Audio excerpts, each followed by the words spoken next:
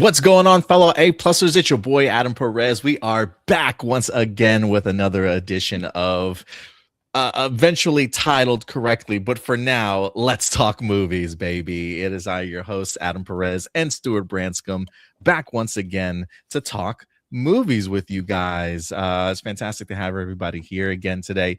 I had fun last week, Stewart, with this new little weekly program that we got going on, man. How about you? I did as well. I'm definitely looking forward to this topic because we're not just reviewing a movie today. We're also going to be talking about the Oscars, so that'll be pretty fun. Yeah, I mean, considering the fact that we have, towards the tail end of the year, we like to give you guys our most anticipated movies we're looking forward to. Sometimes our top 5 of what we enjoyed out of the year entirely so far. So a lot to, it just feels right that we continue to talk movies throughout the remainder of the year. Some weeks we'll have more movies to talk about than others. Honestly, as of Saturday, Stewart, I was like, what else are we going to talk about besides Undertone? And then I was like, oh, the Oscars are this weekend. We got to talk about all the Oscar buzz and the results that happened yesterday. You said you didn't get the opportunity to check out the Oscars, though, correct? Oh, are you muted? I didn't watch the Oscars, but my fiance did show me the results after the fact. Nice. Yeah, I watched most of them yesterday. I missed the first 15-20 minutes of this show, and I thought to myself, like, oh man, I must have missed some of the awards, only to come to find out that it was really like Conan O'Brien heavy, like as far as like opening and skits and jokes, it's like opening monologue sort of thing. So I didn't really miss too much, honestly, but I always have a good time with the Oscars. It's literally like my Super Bowl. Like as a movie fan, it's literally my Super Bowl every year, Stu. Makes sense. I do kind of regret not watching it this year because this was the year I told myself I would support the Oscars because this is the first year where it is actually required for the people who are selecting the nominations to actually watch the movies that they're nominating. Oh, nice. I heard, in the broadcast, I heard there were like 1,000 people 1,000 or so people that were get the opportunity to vote on these movies. And I'm just thinking one day, Stuart, you and I will be voting on these movies too, man. One day. That would be the dream. That would be epic, man. So guys, today we're going to be talking 2 things. We're going to be talking about the brand new movie Undertone. Stuart, if you can bring up like the cast and director and things like that, so we know who we're referring to in here.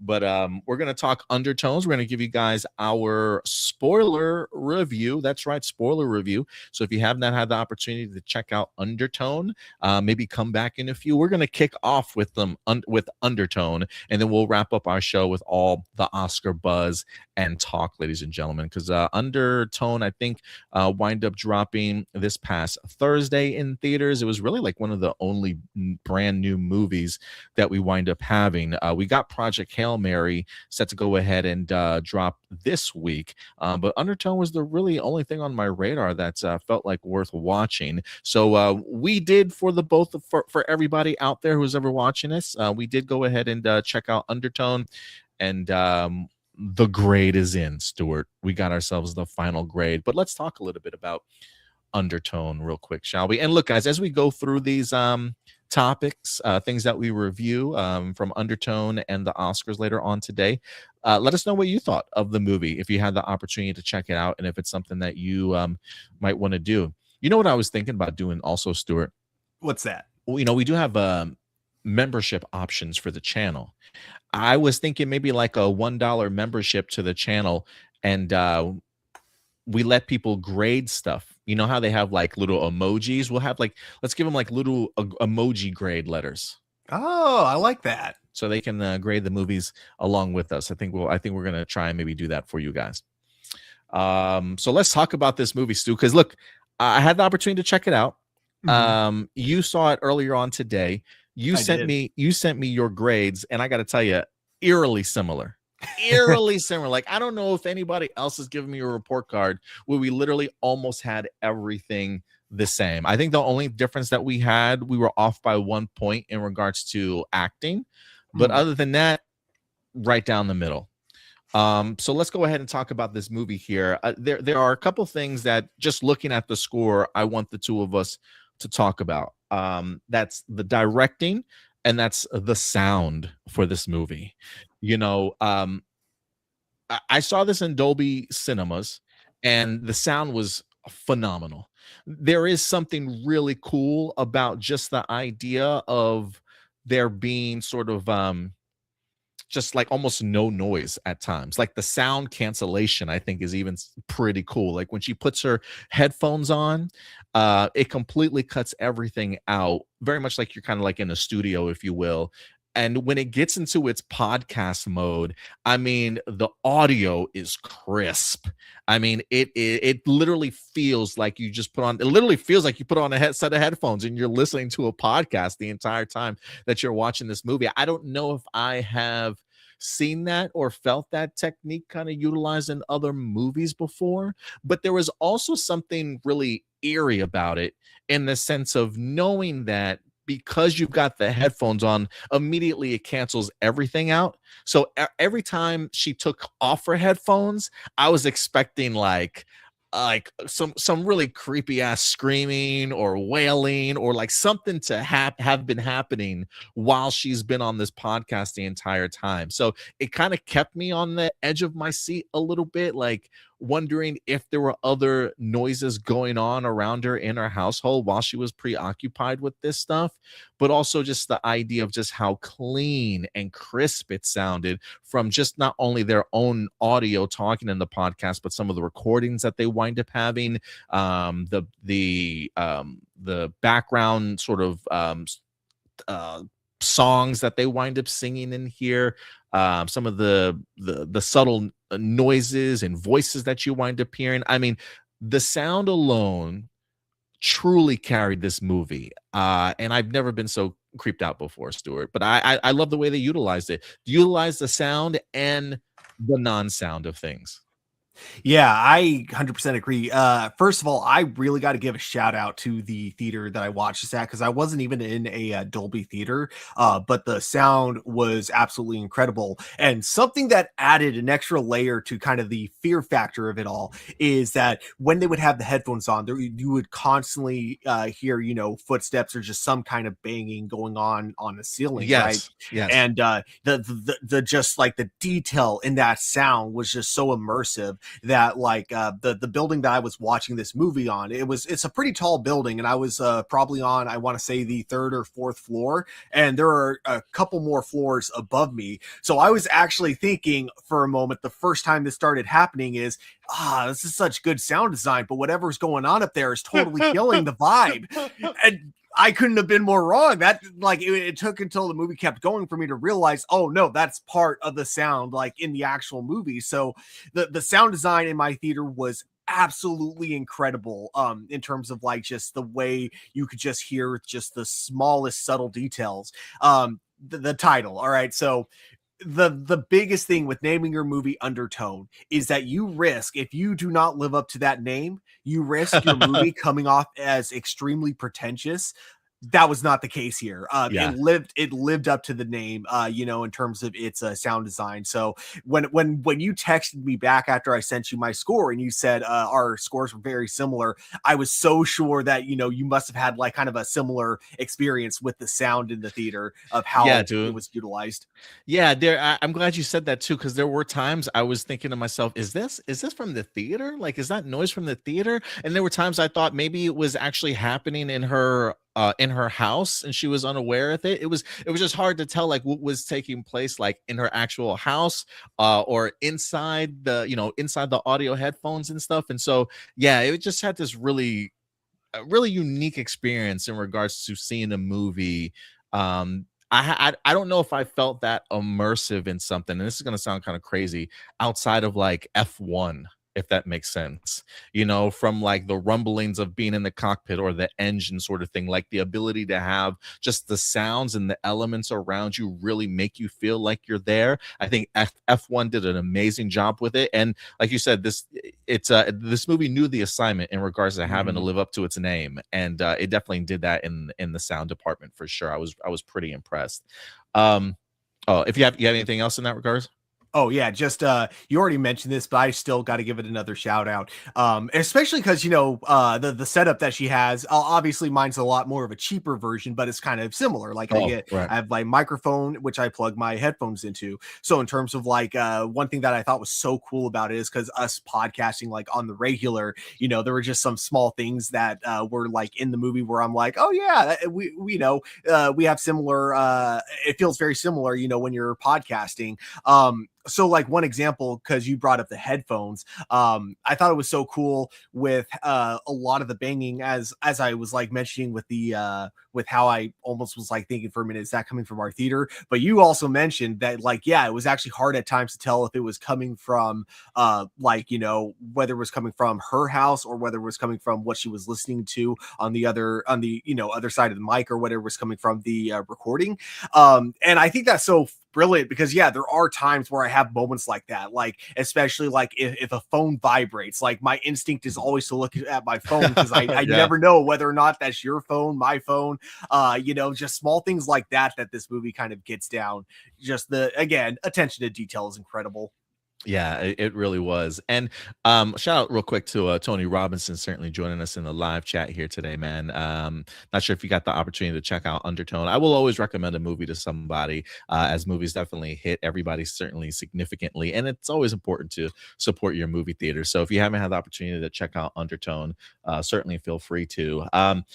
Outside of the sound, something else that you and I both really agreed on was the directing style Mhm. of this movie. I was really impressed. There's not like a lot of movement camera wise. It feels like at least like really dynamics, like over the top dynamic stuff, right? Not like a action movie or the constant back and forth, but sometimes first off the shot this is the shot that freaks me out ever since Paranormal Activity, where it's just the back and forth shot, the slow moving shot. You get to one edge of the room and then it goes back again, sort of thing, right? Like those shots just always freak me out because you constantly are trying to like look ahead of the camera, like to see like what's coming around that corner before it actually pans over there, right? So that in and of itself is creepy, but also the choice of having things really off center and having a lot of like darkness or just a void in the background that sort of always keeps your eye trained to like it's almost like you're waiting for something, right? And it's like whether you're focused on her and you're thinking to yourself as she's talking, something's got to be popping up, like there's got to be movement kind of going on, like it's just to be off center like that, and especially as close up sometimes in regards to the shot selections, but then having so much void that is just the background that I think our mind mentally wants to kind of fill in, um, with just the isolation of it all because of the headphones and because of the silence. It's a really uneven and unsettling sort of just long shot moments for some of these characters. Combine that with the slow pan, and I'm trying to think if they had any like long one shot one shots in here or not. I can't quite remember off the top of my head, but I just remember directing wise, again, it's not over the top crazy, but just the simple idea of how you set up the shot, how you set up the camera, the slow movements, I think really went a long way to adding a creep factor for this movie. Yeah, I would definitely agree. In terms of like the slow movements, I got to give so much credit to like just the way some of the scenes are like framed. It's Yes. like somehow both aesthetically pleasing, but also really creepy to look at as well. You're talking about all the void spots that you keep drawing your eyes to because you're expecting something to creep out of the shadow. I think it's a lot of scenes like that make me actually want to watch this movie again to see if there was like anything I missed, because I think like what's so interesting is like the shots are just so aesthetically pleasing in terms of like how much they really put into everything. And I think the way it's framed, the way it's all lined up, very much kind of almost feels like kind of a horror version of Wes Anderson, just the way things just line up so perfectly. Um, So it's like, because of that, it's like I feel like I'm just trying to look at as much of the detail as I can, so I feel like I never get like a full visual of what it is that's in the scene, and it's moments like that that make me go, okay, I really need to see this movie again. Yeah, no, absolutely. Shout out also to Carlos for certainly coming through. Carlos says, "What's up? Good to see you, Carlos. Thanks for stopping by today, man. Let us know if you've checked out Undertone. We will be talking about the Oscars here in a little bit, but we definitely wanted to give Undertone its time because the rest of this is definitely going to be very Oscar heavy. So yeah, I was really pleased with the directing aspect of this film. The sound was rather incredible in here, and I think we kind of feel the same about a lot of the other stuff in here. Maybe not necessarily as perfect. Probably had some issues with it, but maybe aspects of things that we enjoyed. Just talk about some of the things that or some of the other things about this movie, whether you loved or you didn't like. So one thing, I don't hate me for this, but I do kind of want to change my grade I gave it for the writing, just by 1 point. Because one thing I kind of realized, like after watching the movie, doing a little bit of research, this movie did its research in terms of it coming up with its like the kind of lore for this, in terms of like all the like kind of mystic, like basically, because this whole movie, of course, revolves around a horror podcast, just for context for the viewers who maybe haven't seen the movie. But yeah, so this whole movie revolves around a horror podcast, and in this they get sent an email with with 10 different audio files. Then as they start listening to these audio files, the supernatural elements become they become subtly like integrated, like from what they hear, like in the audio, to like things going on. We don't see what's going on the other line of the podcast, because we're only really watching it from one side, from one person's perspective. But we hear just from the unsubtlety in the other podcaster's voice, that things aren't going right on his end as well, that there's also some weird stuff going on. So I do like how it kind of like, the more they listen to, the worse everything gets, and especially with our main character, named after my favorite Pokemon, Eevee. um After it's like, what I thought was so cool is they immediately from the beginning like established that she is very much like probably where I would stand, in terms of the paranormal, although I think I would start believing it a little sooner than our character that we follow in this movie. But it's like, the more she tries to deny that there's anything going on, it's like the bigger things get, even when she starts to do weird stuff, like she starts writing this stuff on, basically like writing like these what seemed like scribbles on with crayon on paper. But then of course it's one of those, you zoom out and then it all ends up like creating like one spooky image. But what's cool though is that a lot of it revolves around like songs that are were made for really young kids, like from years ago. So like songs like London Bridge is Falling Down, Rockabye Baby, and it goes with this whole thing that people will say when you play these songs backwards, how there's like these demonic like subliminal messages inside of it. And the idea is that all these songs like that are old have all these like dark meanings behind them. Like London Bridges was about burying children alive under like the bridge in London. And so it was just so that's the kind of research they do. And one thing I didn't know after I had seen it, after I texted you the score, was later finding out a lot of this was actually based on real urban legends that people have about these kind of things. So I think Mm. that's really cool. Like, I love a movie that'll make up its own mythology as well, but I like that this one takes like actual, and even the demon that gets mentioned in this movie, the kind of main antagonist of the film, is based on a real demon that like exists in like European and Middle Eastern mythology. So I think that's so cool for them to like go that extra mile of putting in kind of real world like legends into this movie. Yeah, I'm trying to remember. That is one of the strengths about this movie that I certainly was a fan of. One of my pros for this movie was um, the lore usage. I found was incredible in here.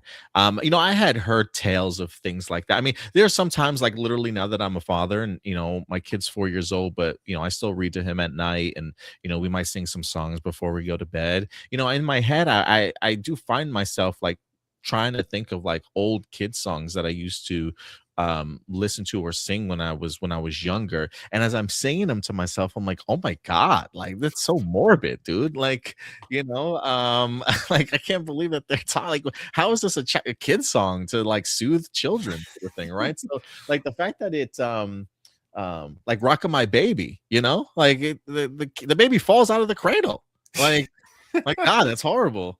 But yeah, so for them to kind of dive into, like, I am a big urban legend fan.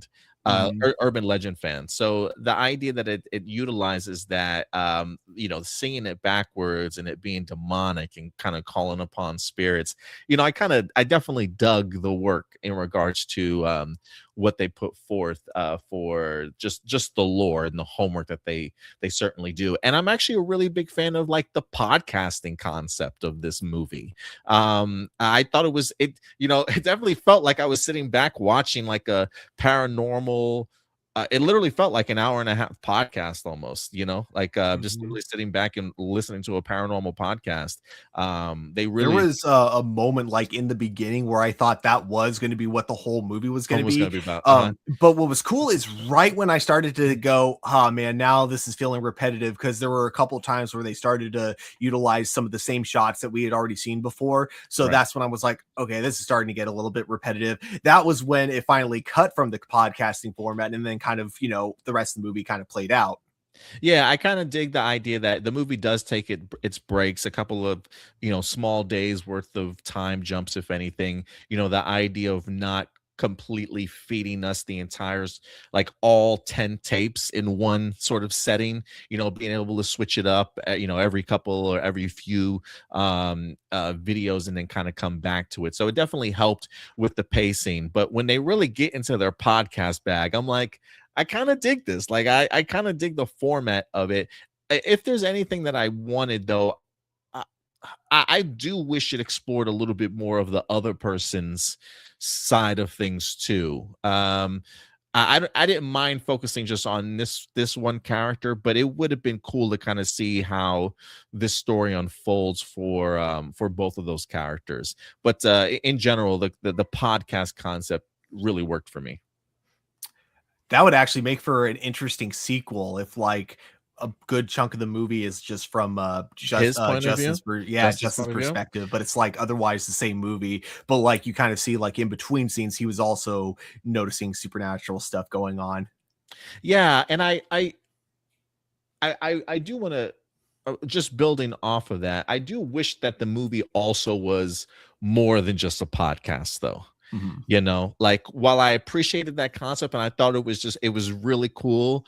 I really would have liked to have seen her outside of the house more, maybe interacting with other people to kind of give maybe more backstory to the character, maybe learn a little bit more about her through kind of other people and her relationship with her mom and things like that, to kind of build upon the story a little bit more. I mean, we she's constantly always in the house. We know that she does leave. She's got her own kind of personal drama that she's dealing with also. But it always takes place within the house, and I do wish that it maybe broaden itself a little bit more. But I don't know what the budget for Undertone certainly was. So this I gotta think this was relatively cheap for the most part, considering the fact that it was really like a couple of set pieces here or there. But I would have liked to have seen it be a little bit more than just a podcast of her being outside of the house and interacting with other people too, just to build upon the story a little bit more. Budget was less than $1 million. Ooh, I can believe that because they literally did not leave the house. Like Yeah. it's like they had just an entire house to kind of work with, or maybe they just built like an entire stage that just looks like a house, and then they just filmed there. So yeah, I could believe it. It makes me wonder what the if it's the budget's under 1 million, I do wonder what this movie makes at the box office. I hope it's definitely gonna break, at the very least, it's gonna make a profit. I have no doubt. Hopefully it does really well. The director though does have a nice movie lined up because now he's slated to direct the next Paranormal Activity movie. Oh wow, really? Okay, yeah, they must have really liked. I can totally see that with this movie though, honestly. Right now, projected this movie has made just under $10 million. It's like $9,339. So as long as it's well received, this movie probably will get a sequel if it's well received at least. But yeah, so we'll see. But yeah, the budget was definitely low. Yeah, for the most part, I didn't mind that it all took place in just the house. I would have, however, liked to have at least seen the neglectful boyfriend for one scene, just to get an idea, because like we only really hear about what the relationship is. We don't really see much of it, other than it's like a relationship that she's clearly not happy with, but like she keeps going back to, even though she knows it's unhealthy. It would have been kind of cool to have at least one scene to kind of like see that more. But other than that, like I honestly didn't mind that it was all like in one house. I'm just trying to get to some of my other things I wasn't necessarily big a fan of. First off, cliffhangers. I'm done. I'm done. I'm done. It gets me every time. I'm like, dude, I need a well-defined sort of ending to things, please. I just don't like it. Just feels like, maybe when I was younger and I was like in creative writing, I always thought to myself, oh man, wouldn't it be cool if it just ended? But like now as I'm grown, I'm like, no, I need a definitive, I need definitive answers in regards to what's going on here, or an ending at least. So I was not a fan of cliffhanger, Stuart. So it was like for me, I kind of sometimes I agree with that. In this particular case, I didn't really see it much as a cliffhanger. I saw it more as like they kind of told us how this was going to end instead of showing us exactly how it was going to end, because like the things are matching up exactly how they kind of appear in all the audio logs. You have the pictures of the dead children all over the wall, and then you have like her going up. This was like the part where I'm like just towards the end, like, oh, by the way, spoilers, everyone. Oh Do yeah, we oh want yeah, to do no. spoilers while talking about this? I mean, yeah. I mean, I don't. I mean, well, maybe not Because all spoilers, but I don't mind talking in detail about it. But I did put up the spoiler warning beforehand. it was one of those things where I feel like the ending was kind of spelled out to us before we even got there. So the moment she kind of went up the stairs, I knew exactly like how it was likely going to end for her. So I think it just turning on, or it just kind of like going right to black and just like ending in the middle of all this screaming while there's also a crying thing. I think it was just because you guys know how this ends. They literally, it's going to end the same way it did for the other people. You know that. So we're not even going to bother. And I think it was like also ending it that way is like you can be just like our main character Evie, and just deny that it's a unsatisfying ending. You can tell yourself, hey, maybe things do work out, maybe it was just a scare, and everything goes back to normal Oh after no, this. I no. think it was like one of those. In my But in, obviously, the more depressing outcome is likely the answer, obviously. yeah, I mean, in my head canon, it became a shit show over there for her. Is how I Yeah. envisioned it.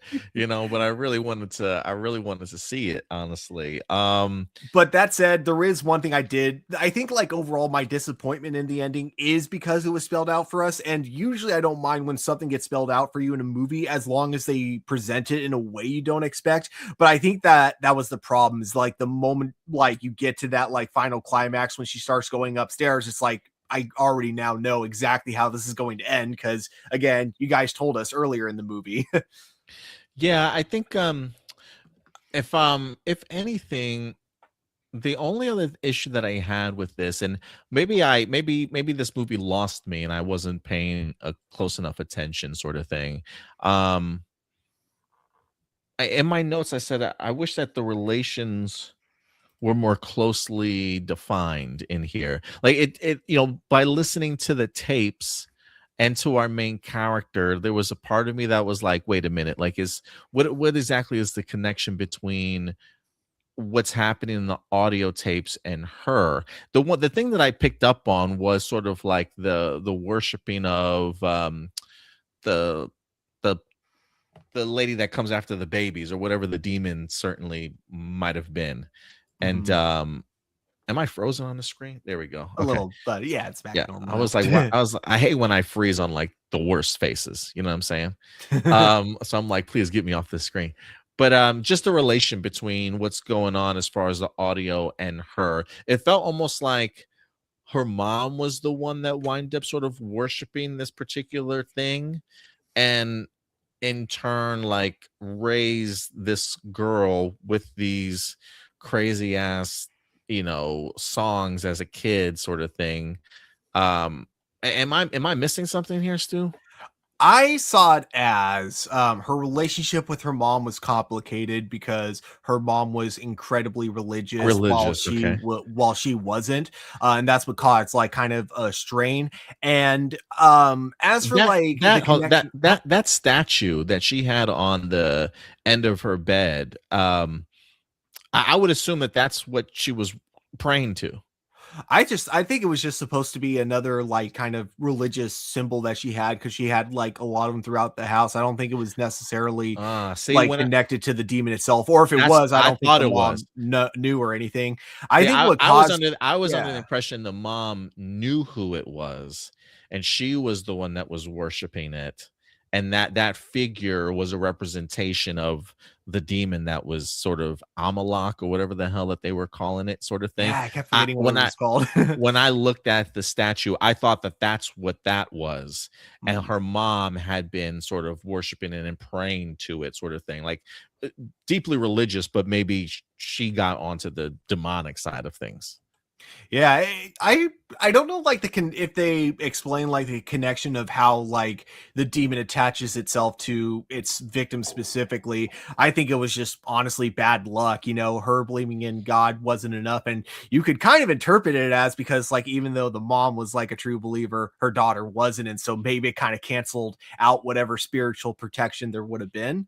Um but yeah, like I like that. I was actually kind of cool with the fact that we didn't get too much into detail about their relationship. All we know is that it was complicated, and it likely had something to do with her mom being very religious and her not being religious. But we don't know if there was like any more. And I think that's what was interesting is because you know that it could lead to like a couple of different things. Like maybe her religious beliefs also led to like her believing other things that came off as like possibly bigoted, possibly just it just didn't align with her own personal beliefs, and she just couldn't accept her mom believing in Christianity or Catholicism, whichever it was.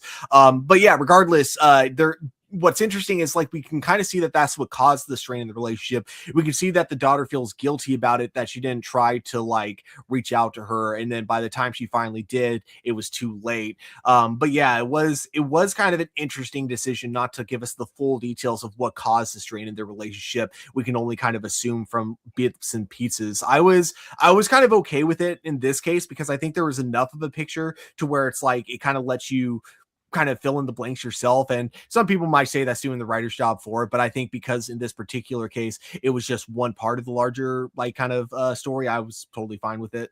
Yeah, I mean, there are aspects of their relationship that I did enjoy, and it also showcases like how their relationship influences her, and especially in the revelation that she winds up having for herself here, and what her potential future could be like, whether she decides to get back with that guy or whatever the case may be. She clearly has some level of responsibility kind of headed her way. So to kind of see her perspective with her mother, mom and daughter in that regards, also definitely made me feel very much like it's also speaking towards the situation that she may eventually find herself in.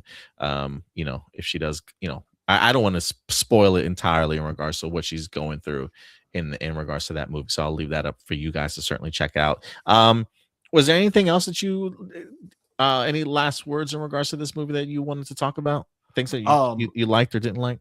One last thing I will say to anyone watching, in fact, this is probably how I will rewatch the film. But if you do not get a chance to watch this movie in theaters, I would highly recommend watching this movie with With headphones. headphones? Yeah, the Yeah. next time when it comes out to for digital Yeah. release. In fact, I think that will be the how I watch this movie when it does eventually come out for digital release. I kind of want to watch it with headphones on, see if there's something I might have even missed, like my first time watching in theaters.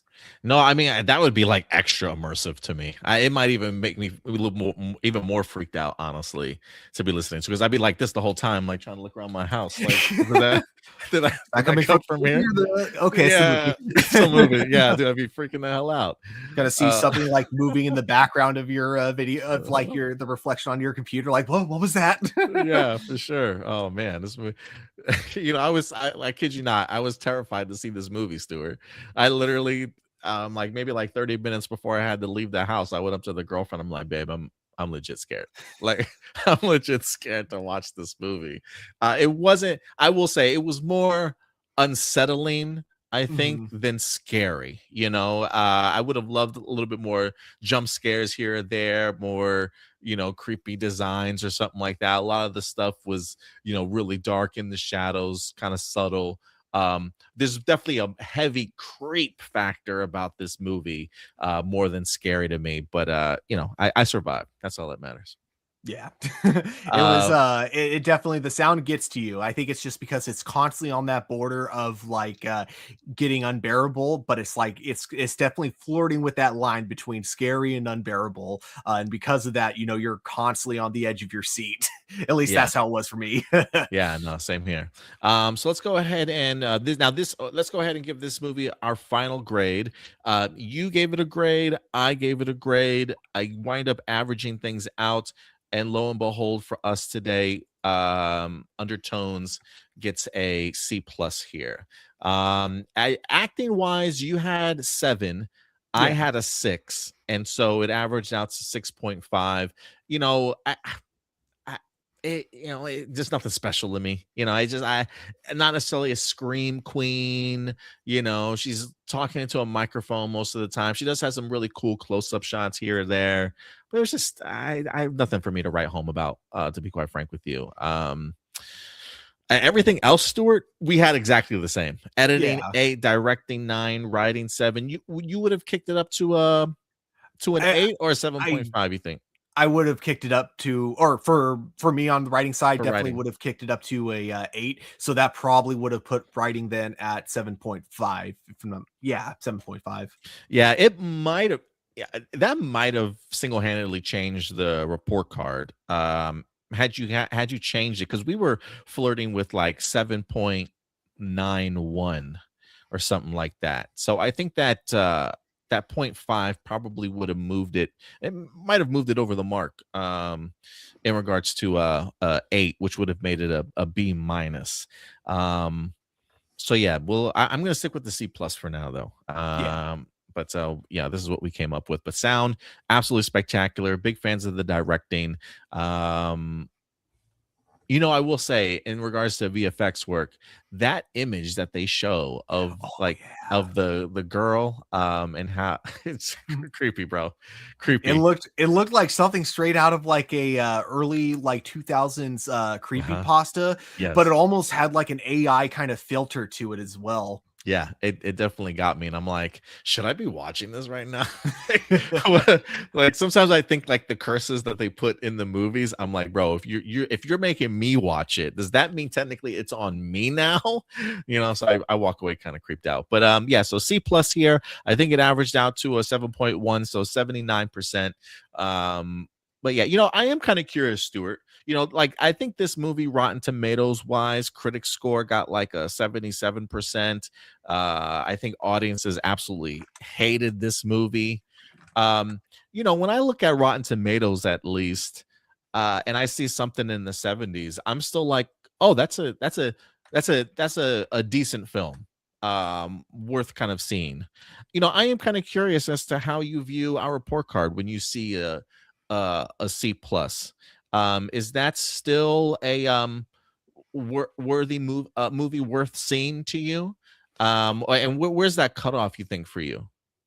I here's the thing. So I would say that, like, if I'm like viewing this through the perspective of a viewer and not like the podcaster, if I'm listening to our podcast as a viewer, I would say that if I was on the fence about seeing Undertone, and I saw this grade, I would probably watch it if there was nothing else to watch. But I think that if it was like between Undertone and another movie and I was trying to decide, but this was the grade that I saw for Undertone, I might pick the other movie. So Gotcha. yeah, I think that's what I would see if I saw, or that's what I would do if I saw a C plus rating. But this is one that I'm telling you guys, even if it turned out to be a C plus rating, I definitely recommend seeing it. But if you are going to see it again in theaters, and if you miss it in theaters, headphones. Yeah, no, I think that's pretty sound advice. Yeah, I think once I start getting into the C category, it is for me, good, decent film worth seeing if you want to. Um, sometimes I think sometimes C pluses are, maybe wait for streaming sort of thing. But again, I will always recommend you guys see a movie in theaters if you want to. But I'm kind of in agreement with you, Stuart. I would recommend seeing the film if you guys want to. But if there are other films, yeah, maybe that you really want to see more, then I would definitely recommend checking those out first. And then if you got time for Undertone, check it out. But yeah, I mean, you said that the guy himself actually wound up getting a job for Paranormal Activity, huh? Yeah. Nice. I'm The excited. director. It's been a while since I've seen because I think I've only ever seen like the first two Paranormal Activities. So I'd be down to like binge the entire series to get ready for this one. Would you be down for a sequel? I don't even know where they Uh would go, oh, but would you be down for a sequel? honestly, yeah. And if not like a direct sequel, I would just like to see what this director can come up with a very similar premise. Yeah, I would agree too. I'd be down for that also. But yeah, guys, final grade for Undertone C plus. So make with that as you will. But yeah, and then next week we'll probably definitely be talking Project Hail Mary with you guys. And then I got to see what else is certainly out there. So we definitely have at least one movie for you guys. We'll see if we have another one as well. But Stuart, let's get into the heavy hitter today, baby. We showed Undertone its love, but it's now to talk about the Oscars 2026 in the books. One hell of a year for the box office and movies in general. If you ask me, we had some great movies. Warner Brothers, believe it or not, walked away with 11 Oscar wins yesterday. Why they are selling their company, I have no idea. Like, how do you, bro? Like, how do you like hit a grand slam, drop the bat, and be like, "We're out of here," like, and then like you're just done. Like, no, dude, you gotta build off of that. But the Oscars were yesterday. We had some great wins, some great speeches, some great moments. Like it wasn't I'm not gonna say the Oscars this year were fantastic, but I will say I'm very pleased with some of the results that we wind up getting here for the Oscars this year. So Stuart, we're gonna talk some Oscars, man, and we're gonna go through all the categories, okay? Just like the Academy or Oscars.com has it kind of broken down for you guys. So we're going to go by category as the Oscars have them, not how they were presented, but whatever their list certainly is. And we're going to talk a little bit about each of them and then give our overall thoughts. Now, Stuart, I know you said you didn't get the opportunity to check it out.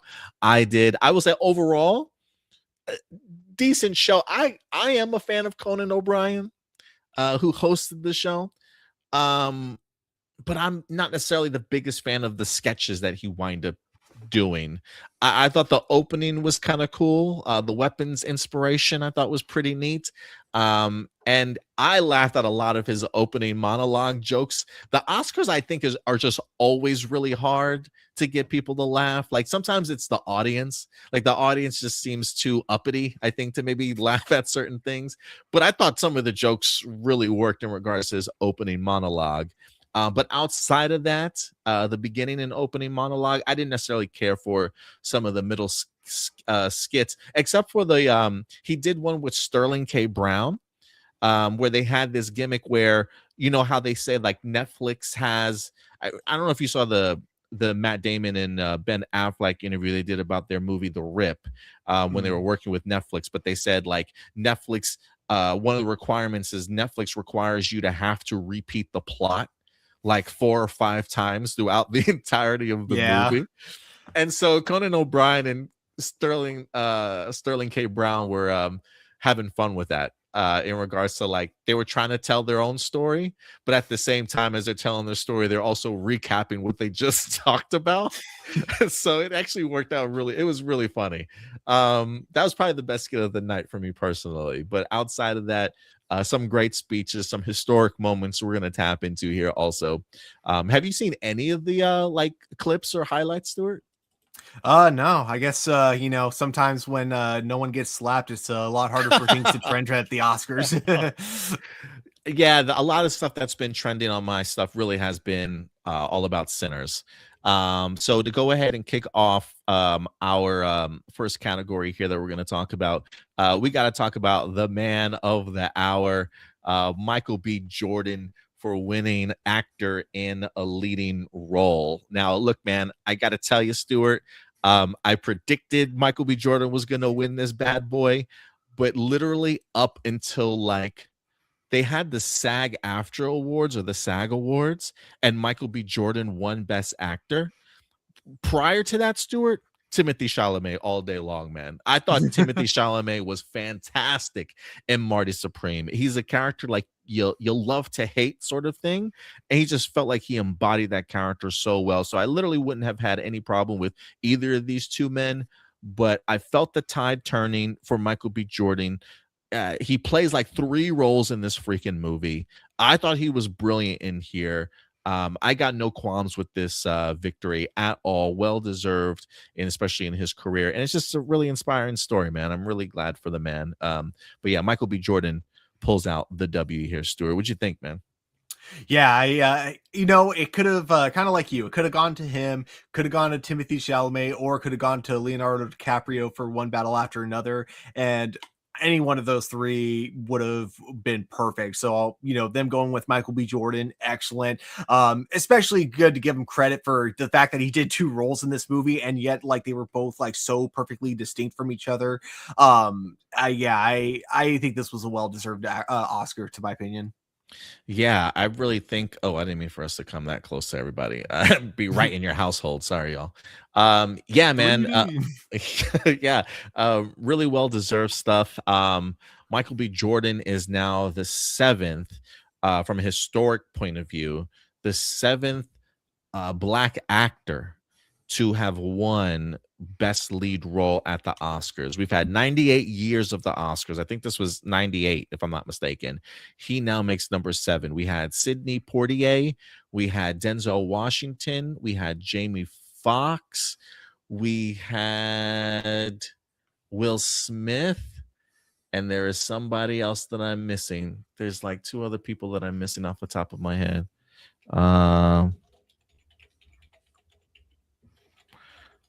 Let me see. I know I'm missing 2 people. I'm going to kick myself in the butt for. Holly Berry was one of them, and Forrest Whitaker was the other person.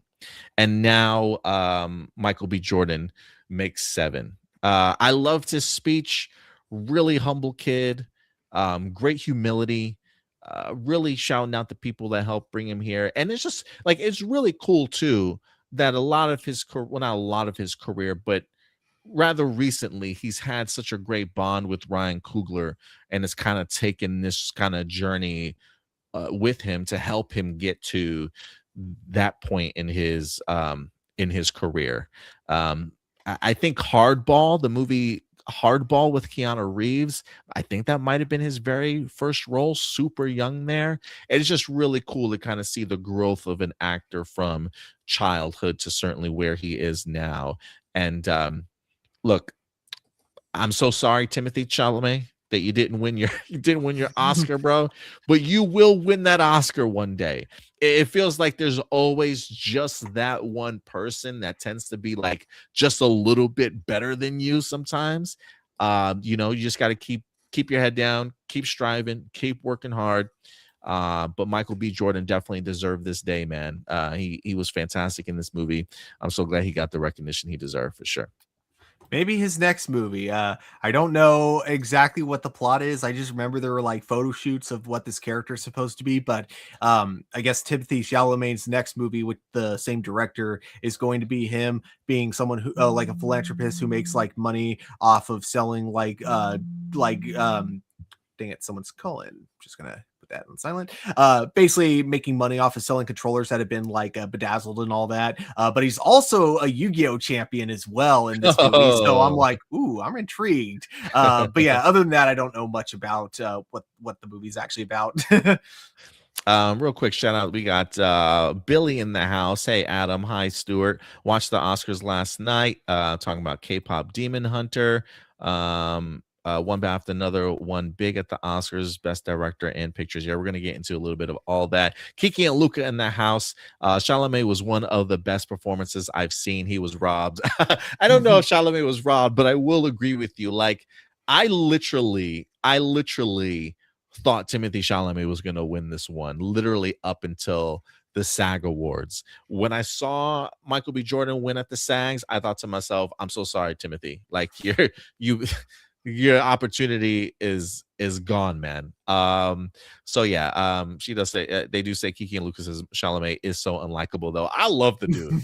I really do like Timothy Chalamet personally, but I certainly get it. And we got Jennifer in the house joining us as well. Appreciate you guys coming through. So Michael B. Jordan took home lead actor.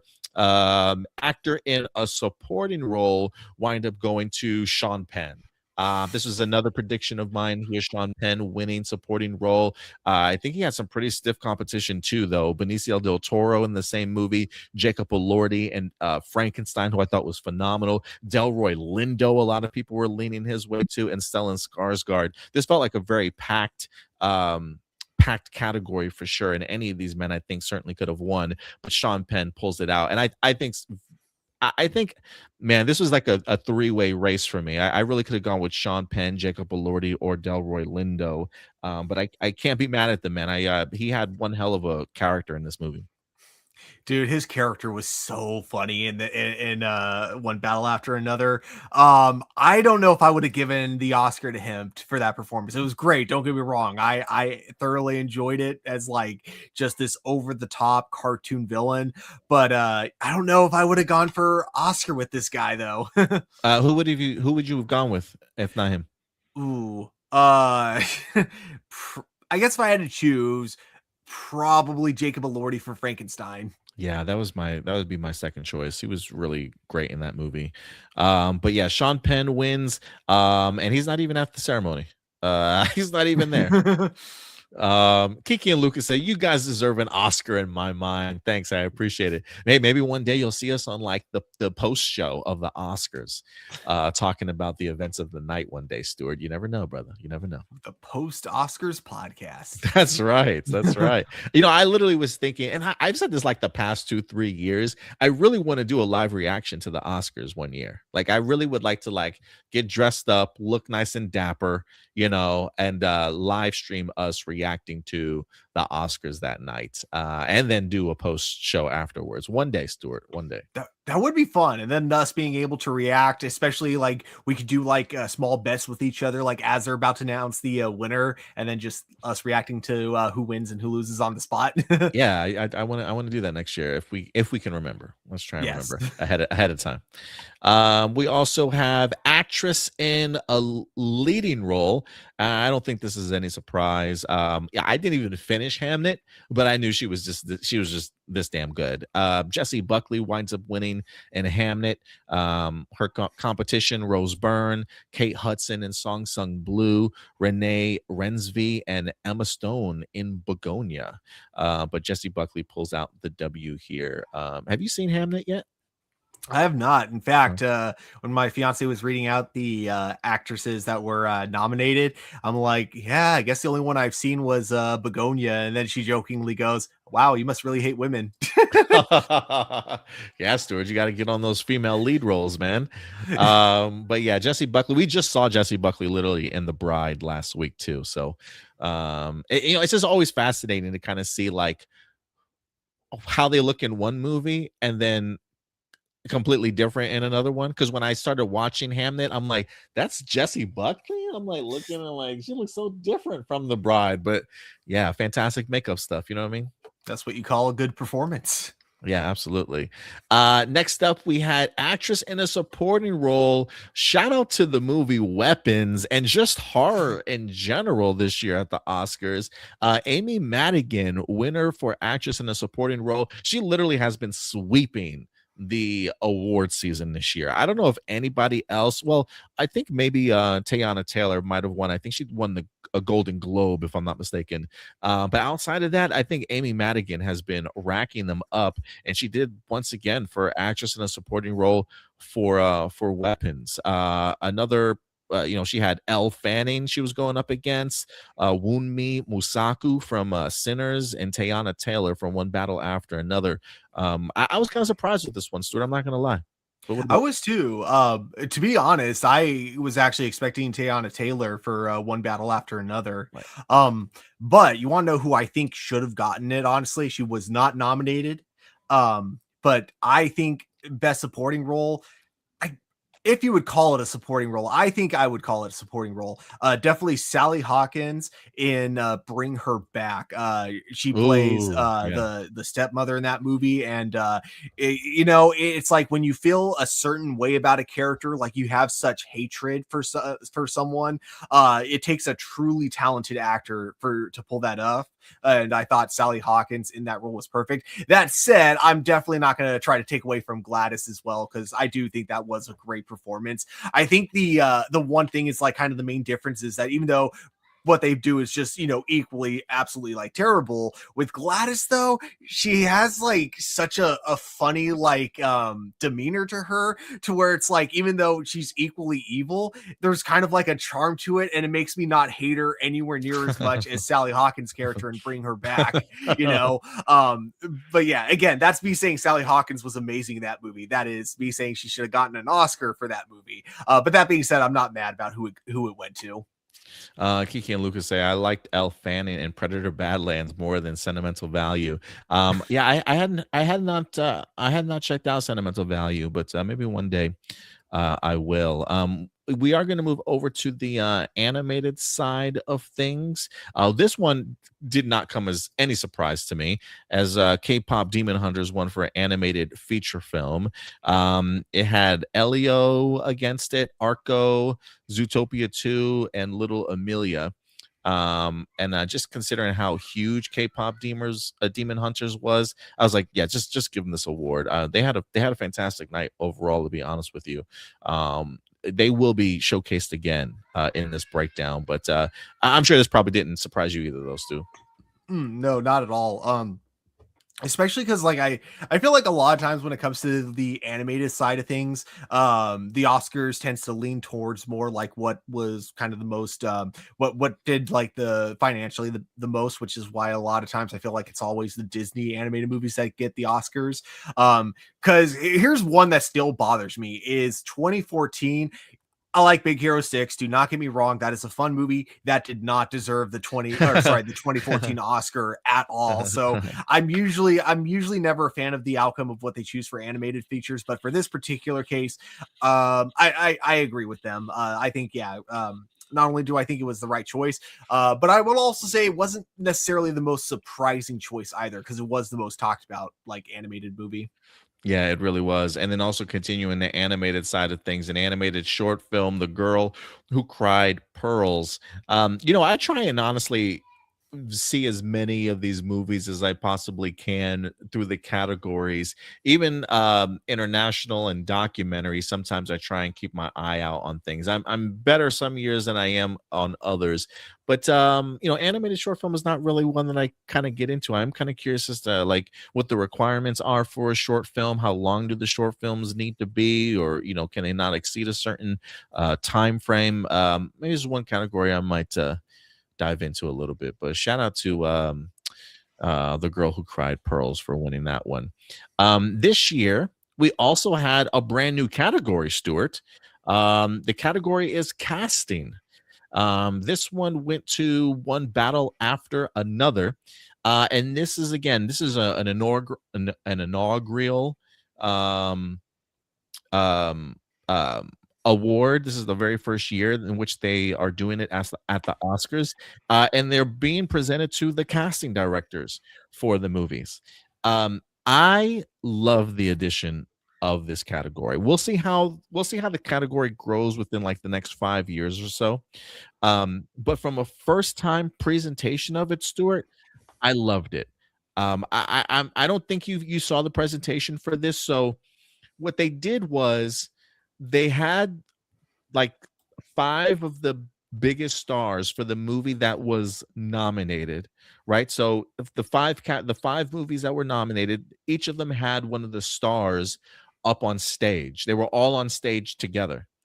And as they presented the nominees, it was for instance, One Battle After Another, since they won, the person that presented the nomination was Chase Infinity, who was Leonardo DiCaprio's daughter in the movie. Oh, that's So cool. so she's out there and she gives sort of like an intro speech to the casting director. So they've got an actor talking or like talking about the casting director while the casting director is sitting there. So it just felt really personal. It felt really emotional. It was like, the person that you cast in this movie is talking about your importance and what you mean to them and, how the crew kind of came together and stuff, and it was just felt very one-on-one, very intimate in that regards, and it kind of made things a little bit more emotional, I think, than even I kind of expected, because it is kind of cool to hear somebody heap your praise that's also like a peer, that can also share and see that vision for you. It's not like two presenters come out and they're just like, oh, this person's a nominee. So the idea that they had the stars actually present their casting director with the nominee as the nominee, I thought was really clever. It kind of maybe took a little bit more time than most sort of uh category presentations because of that, but I kind of dug it, honestly. Yeah, that's pretty cool. I gotta like look through the clips of the Oscars at some point. Yeah, check out the casting director segment if you can. But they had stiff competition too. I mean, Hamnet, Marty Supreme, The Secret Agent, and Sinners also.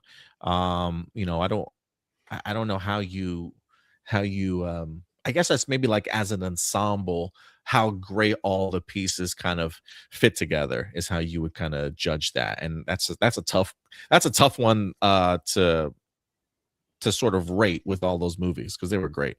Yeah, I do think because obviously for me, I think it would be between Sinners and One Battle After Another. But man, I don't know what I would have chosen between the two. But yeah, I do think it was well deserved for One Battle After Another. Yeah, I think they were too. I think I predicted Sinners for that one, but that was like my runner up for sure. Though I will say this about that category, and I mean, I guess you could say this almost about every category at the Oscars, but I feel like this one especially, the bigger budget movies definitely have a bigger advantage for that category. Yeah, oh yeah, absolutely. Next category we had more history to be made here. In cinematography. Cinematography goes to Sinners. More stiff competition. Frankenstein was gorgeous. Marty Supreme, One Battle After Another was great. Train Dreams, anybody? Like I thought Train Dreams was gonna take this one easy, cinematography wise, but going back and reminding myself of seeing this movie back in March on IMAX, 70 millimeter, and just how gorgeous Sinners was, truly blew me away. I think the fact that I walked away from that movie thinking every department for this movie, Stewart, gave perfection, it felt like. And that even included cinematography. And we made history this year by the cinematographer. Her name is Autumn Durald Arkapaw. She is the first female to win this category. Wow. Yeah. So for as long as they've had cinematography as a category, this is the first time a woman has ever won it. Autumn Durald Arkapaw. And she's been doing a lot of other work too, I think, with Ryan Coogler for a really long time. Like Ryan Coogler does a great job of like solidifying friendships and building sort of great networks of people. And I think every director probably has like their preferences of people they like to work with and try and bring them on board all the time. I think Ryan Coogler kind of is building that for himself, and the people that he's bringing along with him are reaping the rewards here as getting these opportunities. But yeah, Autumn Arkapaw is the first female to win Best Cinematography for Sinners. Crazy stuff, man. Yeah, definitely. Yeah, I'm honestly surprised it's taken this long because I know there's definitely been plenty of like, especially movies directed by women usually have women photographers. So surprised it took this long. Yeah, surprised it did for sure. Again, more stiff competition because they were some great looking movies out there this year.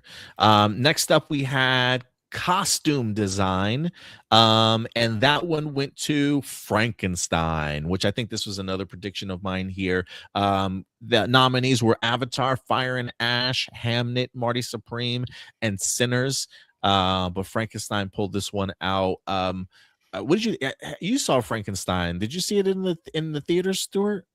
No, unfortunately, I did watch this one on Netflix. Oh, you did see this on Netflix? Oh man, like I don't know if I don't know if well, I didn't see it on Netflix. I saw it on the big screen, so I don't know how it hits, but it definitely feels like a big budget movie. And when I watched it in theaters, I mean, I was really stunned about the designs, but that shouldn't surprise us for a Guillermo del Toro movie, right?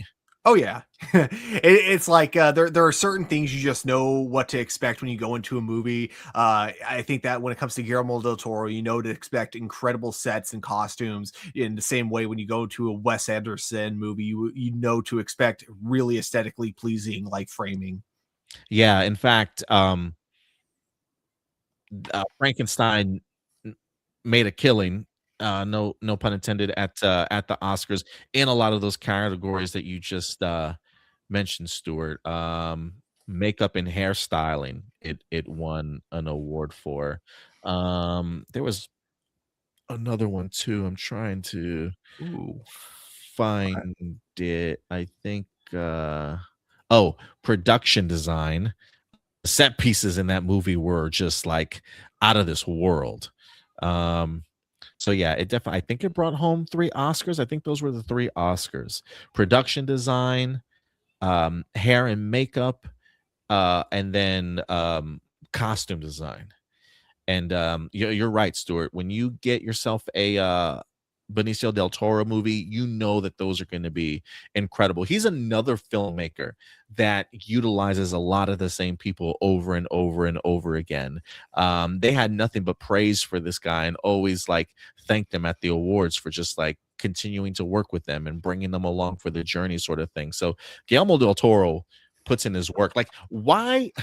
I walk away from the Oscars, Stuart, still bewildered in the sense of like, how is it that somebody like Guillermo del Toro can't like companies just like production companies just don't automatically give this man what he wants. yeah, especially like hearing. I remember we were talking about this on our Hero Report podcast, but his pitch for the Justice League Dark movie. Oh yeah. I still would have loved to have seen what that would have looked like. And but just also the fact too that he had to take this movie to Netflix because nobody else was going to let him make this movie. Like, That's what? crazy. That's so crazy. This movie literally just won 3 awards at the Oscars and was up for Best Picture this year. Like, that's so crazy to me. And it honestly, it was my 3rd favorite movie of the year. So he continues to rack up. Somebody said once at the awards, this isn't just our Oscar, it's your Oscar also. Kind of heaping praise for Guillermo del Toro also. So yeah, man, really crazy to kind of see how much Frankenstein won. 3 Oscars for Frankenstein. Hair, makeup, production design, along with costume design also.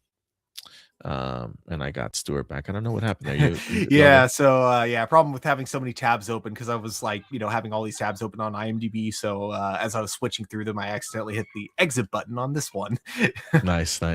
Next up, we have winner for Best Director this year. Went to Paul Thomas Anderson for One Battle After Another. Chloe Zhao for Hamnet was up there. Josh Safdie for Marty Supreme. Joaquin Trier for Sentimental Value, and Ryan Coogler for Sinners here. I would have liked to have seen Ryan Coogler pull this one out. I think I predicted Paul Thomas Anderson was going to win this one, though. Just a stellar directing for this. I am kind of glad that he won. I think this is his first Oscar also, if I'm not mistaken. He shares that with Ryan Coogler here a little bit later. But yeah, he Paul Thomas Anderson winning for director for One Battle After Another. Yeah, I'm not disappointed by the decision, but I'm kind of with you. I would have definitely, if it were up to me, gone with Ryan Coogler. Yeah, I probably would have gone with Ryan also, but I kind of thought they were gonna lean that way. But yeah, not disappointed in it. It's interesting. One Battle After Another overall wind up bringing home sort of 6 awards last night. Sinners overall wind up bringing 4 Academy Awards, and I think both of those films really deserved every one that they got. I mean, when we broke down our best movies of the year, One Battle After Another and Sinners was my 1 and 2. And, depending on the type of day I was having, it literally could have like flipped back and forth. You know what I mean? So I'm really proud of both of these films. And I definitely don't want to take anything certainly away from them. We may have our preferences, but I really don't feel like, at least for this, there are some times I'm like, oh my goodness, this person was robbed. I don't necessarily know if I feel that way. I think, a lot of these could have gone a flip of the coin, to be quite frank with you, Stewart. Yeah. After directing some documentaries, what do we have? Feature film. Shout out to Mr. Nobody Against Putin. He gave a really great speech also to kind of make his documentary hit a little bit closer to home, unfortunately. And then documentary short film For All the Empty Rooms also. We had film editing. I think this one went to One Battle After Another. What else do we have? International film did go to A Sentimental Value. I think this was a category too, international feature film, that I think Godzilla was in. Was it in the previous year? I can't remember. Maybe Godzilla got nominated for Best Picture too. I think it was nominated for Best Picture, but I think it won International feature film, international. right? Yeah. I do dig the idea, that sentimental value, that international films have that chance to double dip, because if you're an international film, I think you would probably hold this Oscar up there as like a best picture kind of category. To me, it kind of feels like, just because it is, international is so huge, you know what I mean? So it's still like a huge W under its belt. So shout out to Sentimental Value for walking away with this award. I still haven't seen the film, but yeah, that always fascinates me when that gets to happen, because I'm glad you brought that up. I do think Godzilla did win for international film also. Actually, let me correct myself. It was they won Best Visual Effects. Visual effects. Okay, yeah, so they didn't win Best International. Were they listed as Best International? I believe so. What movie was that I thinking of that did that?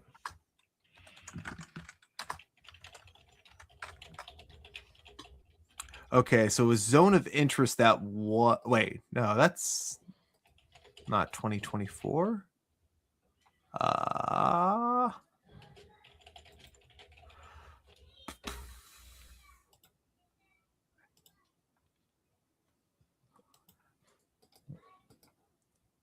So where it's like a coin flip whether or not the first result, which is usually the AI result, is going to be like accurate or not. It's like sometimes it is, sometimes no. Okay, here we go. So I think so yeah, the winner was Zone of Interest. Was against Low Capital, Perfect Days, Society of the Snow, and The Teacher's Lounge. Okay, yeah. So it turns out Godzilla was not nominated for Best International Film. Yeah, I thought it was. It was great. It should have been. It was great. Should have. Yeah. I literally rewatched that movie. I literally rewatched that movie last night. There we go. I literally rewatched that movie last night. It's still so good. It's like timer. The soundtrack for that movie, oh my god, it's so good too. I really loved it. Yeah. What else we got? Live action short film went to. Oh, I think we had a tie in this category. That is a funny title though. Live action short film actually had a tie at the Oscars. Stuart, did you look that up for me, by the way? The last time the Oscars had a tie? Oh yeah. So the last tie, it was the in 2013, and it was between Skyfall and Zero Dark 30 for best sound design. Oh, best sound design. Okay, okay. So yeah, it's been a minute. But we had two people exchanging saliva, and then we had the singers. Both of them wind up winning Oscars. That's pretty dope. That's pretty dope Yeah. that actually still happens. We already talked about makeup and hairstyling that wind up going to Frankenstein, and then next up was original score. um Sinners winds up winning this one. Begonia was on there, Frankenstein, Hamnet, and One Battle After Another. I this was definitely like a given for Sinners if you ask me. Ludwig Göransson, and if that name sounds familiar, it should. First off, he's shout out to my Star Wars fans, as he's the composer for The Mandalorian. If we should not forget, he also composed Oppenheimer last year, or the year before, and he won the same award. And then he also did the musical score for Black Panther, which he wind up winning an Oscar for. Ludwig is a 3-time Oscar winner when it comes to original score. He's like the hottest thing out there right now, Stu. Awesome. Who else do we have? We had the original song, Golden by K-pop Demon Hunters. They actually performed this song. Ooh, that's cool. Yeah, they performed that song, which was pretty cool. They also performed the I Lied to You song from Sinners. They're all That's awesome. The way that they pulled this off, dude, was incredible. Like if you want to add something to the list of highlights to watch from the Oscars, the I Lied to You performance was incredible. Gotcha. We also had the big one in regards to the best picture, coming to us from One Battle After Another, Stewart. You know, again, either any time of the day you ask me, I was rooting for Sinners to win in this regards, but One Battle After Another took the prize here. How do you feel about this one? Not surprised. Yeah, I'm I'm not kind of with surprised. you. Like I was out of the ones that were selected, I was definitely rooting for Sinners, but I'm not mad that this is the movie that ended up getting it. Because yeah, I do think, especially when we're looking at all the other categories it ended up winning, it does so much right that I'm that it makes total sense that this was the one to get the Oscar. For me, of course, you know what my favorite movie was, which was of course Wake Up Dead Man. Wake So Up of Dead course Man, that's yeah. what I would have given it to. But that's just me. No, I like it. But yeah, that's yeah, it is interesting just to see like the Twitter, I don't want to say backlash, but definitely, people that appreciated Sinners more, others that appreciated One Battle After Another more, kind of just going back and forth. I think what One Battle After Another has going for it also is just how its relevancy to what's happening today. You know what I mean? Not to say that what's happening in Sinners certainly isn't relevant. One of the things I loved about Sinners too was how educational that movie was. Like I Mhm. literally found myself learning new things, not just from watching it, but also seeing something and then wanting to go and do further research about it, and just learning like just how really well in depth how much stuff Ryan Coogler really injected into this movie. Like it was truly a movie going experience. Like overall, that's really why I would have put this as best picture. And I think the I Lied to You performance in the movie, that one set piece alone, is like worthy for this movie to win best picture. It was like one of the coolest cinematic things I had seen all year. But yeah, I love both these movies, man. Yeah, definitely. Um, Yeah, so honestly, I don't think this was Oscars where I was like mad at any like single category. Even the ones I disagreed with, it wasn't like I disagreed with them because I thought they were wrong. It was just more just like I could see a lot of these going either ways. There have definitely been past Oscars though where I've seen like the things that they pick and what the specific categories they pick them for, and I'm just like, did they actually watch the movie? I think one of the best examples was Don't Look Up. Now, I don't want to talk crap about Mm. that movie too much because I actually really enjoyed that film. I thought it was hilarious. But Yeah, the that's good. worst thing about that movie was the editing, and it gets an Oscar for best editing. Um, So yeah, things like that, every now and then where like I see like movies getting Oscars for things they shouldn't be. This is like one of those years where I don't have that problem with any of the categories personally. Yeah, I don't think I had that problem at all either. In fact, next up was winner for sound, and I was like, "Yes, this makes complete sense." Like, if F1 was gonna win anything, it was this one. We talked about sound and its importance when we talked about Undertone. This was that other movie that where sound was important and made me feel very immersed. I still haven't seen F1. It's okay because I still haven't seen Top Gun: Maverick, so it's like, Oh we wow. yeah, yeah, for sure. And they're by the same guy. Next up, visual effects, Avatar, Fire and Ash. I don't think this was a surprise for anyone, although I wouldn't have minded seeing F1 kind of pull this one out. It seemed pretty flawless, but yeah, when it comes to technology and animation, Avatar for sure. Definitely. And then lastly, for writer for adapted screenplay, One Battle After Another.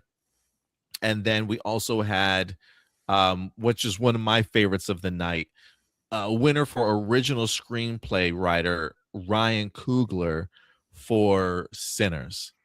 Um, you know, First off, I think I've said this before, Stuart. Like, I legit think Ryan Coogler is top three director of our current generation of filmmakers. I think he's that good. I do not think that this is going to be the last time that you see Ryan Coogler win an Oscar. It would have been great to see him have one for Best Picture here too, but there is something cool about the idea of like knowing how good of a writer he is also. And I think what I appreciated too is the original aspect of things. We talk all the time about we want more original movies. And when you give creators like that the opportunity to write original stuff, and this also goes out to not just Ryan Coogler. We've said this too before about um, Ryan Johnson in regards to Wake Up Dead Man and all the original stuff that he's kind of done. I think having Ryan Coogler now with Academy Award winner at the beginning of his name, I think so continues to solidify why he is such a great writer and why a lot of his movies always deliver. Like, you cannot show me a bad Ryan Coogler movie. Like, even if you weren't necessarily the biggest fan of Wakanda Forever, you still thought to yourself, yeah, that was a solid movie. Like, that was a good movie, right? Like, he has not failed anybody. And so the fact that he's getting recognized, he's getting the opportunity to do more original stuff and put his stamp on things. Now he's going to move over to the X-Files series and also Black Panther 3. And you tell me Ryan Coogler's attached to it, Stuart. I'm here for it, man. So big props to Ryan Coogler for pulling out the W for original screenplay, man. Kudos, Definitely. kudos to him.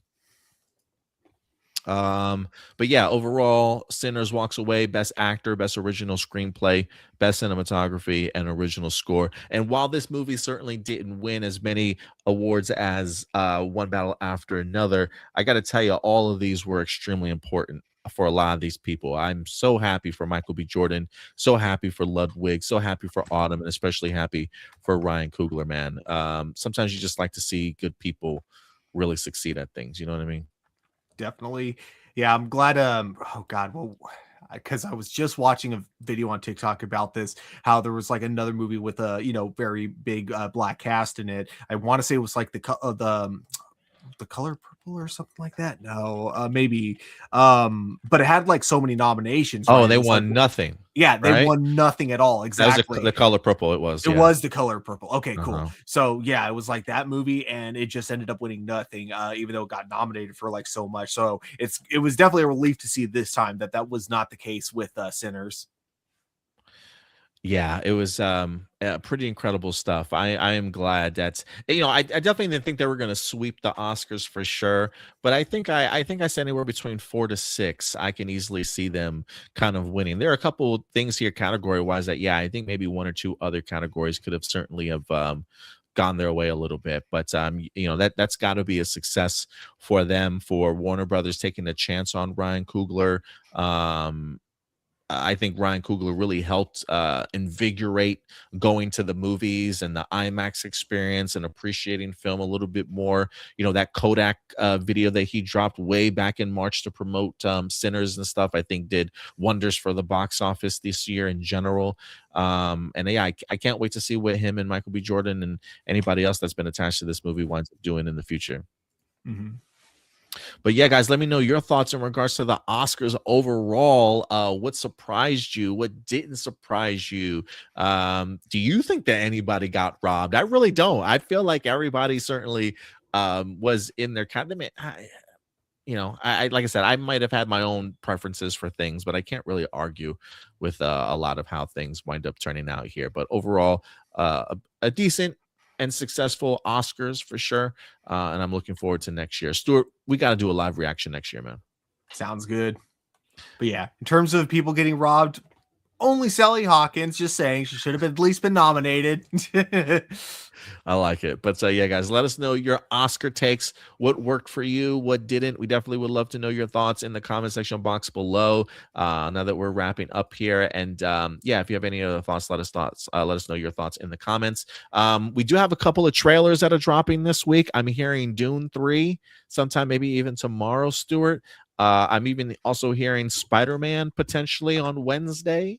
All of which would lead into Project Hail Mary that winds up dropping an early screenings on Thursday and then releases worldwide on Friday. We will be back here next Monday evening for you guys to talk Project Hail Mary, and then maybe one or two other movies that we might also check out as well. But let us know your thoughts, your grades on things, and we'll certainly see you next time. But until then, do us a big favor. As always, guys, take care of yourselves, take care of each other, and keep it A+. We'll talk to you guys later. Bye.